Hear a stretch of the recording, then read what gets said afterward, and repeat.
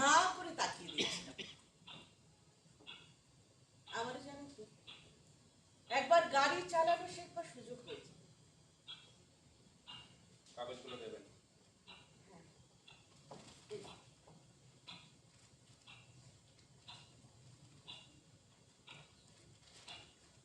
এগুলো পড়া হয়ে গেছে, রেখে দিন। আচ্ছা, আপনি এই সমস্ত খুদে খুদে অক্ষরগুলো কি করে পড়েন বলুন তো? আমি তো জাস্ট হেডলাইনে চোখ বুলিয়েছিলাম। খুব খারাপ অভ্যাস। মা শুনলে কান মুলে দিত। কান মুলে দিতে? আপনার মা আপনাকে ছেলেবেলায় কান মুলে দিতে বুঝি? ছোটবেলায় অনেক কষ্ট করে খবরের কাগজ মুখস্থ করতে হতো। প্রতিদিন রাত্রে শোয়ার আগে আমার মা আমার পাশে বসে পড়া মুখস্থ করতেন, line by line, column to column. বলো তো খোকন, এই প্রথম পেজের এই খবরটা পেপারের কত নাম্বার পেজে গিয়ে কন্টিনিউ করেছে? এইরকম তো?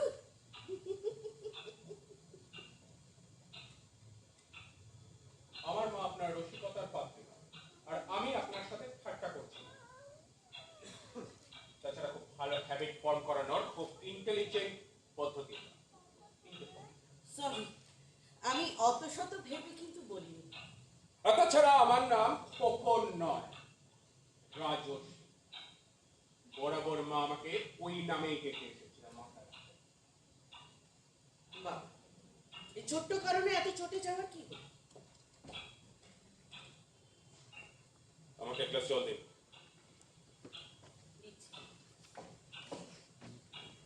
গত 6 বছর মার ডক্টর খাঁচা ছাড়াই ঘরে আর কেউ আসেনি।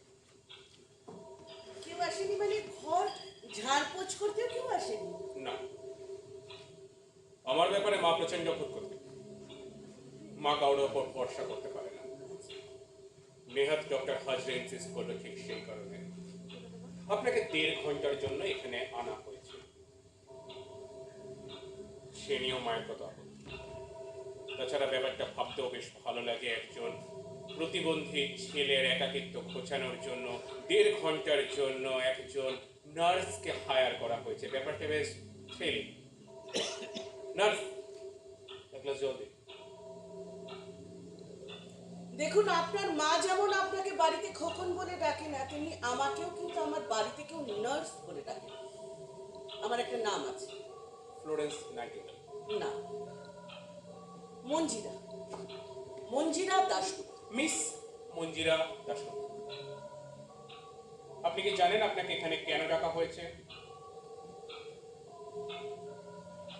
আমার মা সম্ভবত নিউ মার্কেট থেকে আমার জন্য বার্থডে গিফট আনতে গেছে।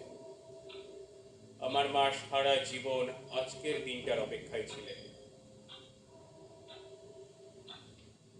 আজ আমার 25 বছর পূর্ণ হবে। হবে মানে? মা প্রেজেন্টেশন কিনে আনলে, মোমবাতিতে ফু দিয়ে কেক কেটে আমি আর আমার মা যখন সেলিব্রেট করব, ঠিক তখন। এক গ্লাস জল দিন তো। আপনি এইভাবে আমার সঙ্গে কথা বলছেন কেন বলুন তো? আপনি আমাকে জল দেবেন না, তাই তো? আমি দেবো না কেন? আপনার যা যা প্রয়োজন সেটা হাতে হাতে এগিয়ে দেওয়াটাই আমার কাজ, এটা আমার ডিউটি।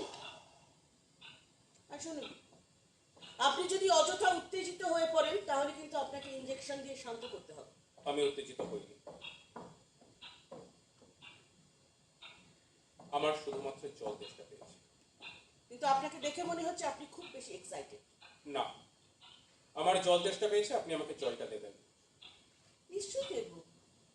শুনুন, আপনার মা আমাকে বাইরে যাওয়ার সময় বলে গিয়েছিলেন আপনি যদি কারণে অকারণে উত্তেজিত হয়ে যান তাহলে আপনাকে ইনজেকশন দিয়ে আমাকে ঘুম পাড়িয়ে রাখতে।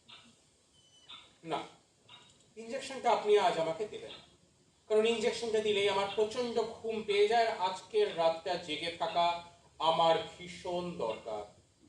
আপনার মা আমাকে আরো বলে দিয়ে গেছিলেন আপনাকে ওই ইনজেকশনটা দিলেই ঘুম পেয়ে যাবে আপনার। যতক্ষণ না উনি আসেন ততক্ষণ আপনি ঘুমিয়ে থাকবেন। আমি আপনাকে বললাম তো ইনজেকশনটা আমাকে কাইন্ডলি দেবেন না, কারণ ইনজেকশনটা দিলে আমি আর জেগে থাকতে পারি না। আর আজ আমার 25 বছরের জন্মদিন, অন্তত আজকের দিনটা আমাকে জেগে থাকতে দিন। আর তাছাড়া আমি তো উত্তেজিত হইনি, শুধুমাত্র একটু চেঁচিয়ে কথা বলে ফেলেছিলাম, ব্যাস। এখন এখন তো আর বলছি না। লিখেছেন, তাহলে আর ইনজেকশনেরও প্রয়োজন নেই। জলটা দিন প্লিজ। প্লিজ।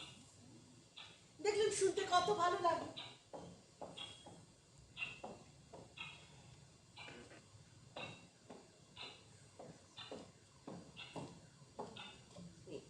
Thank you. আমার ছোট কাকা বলতেন, এই ক্লাসে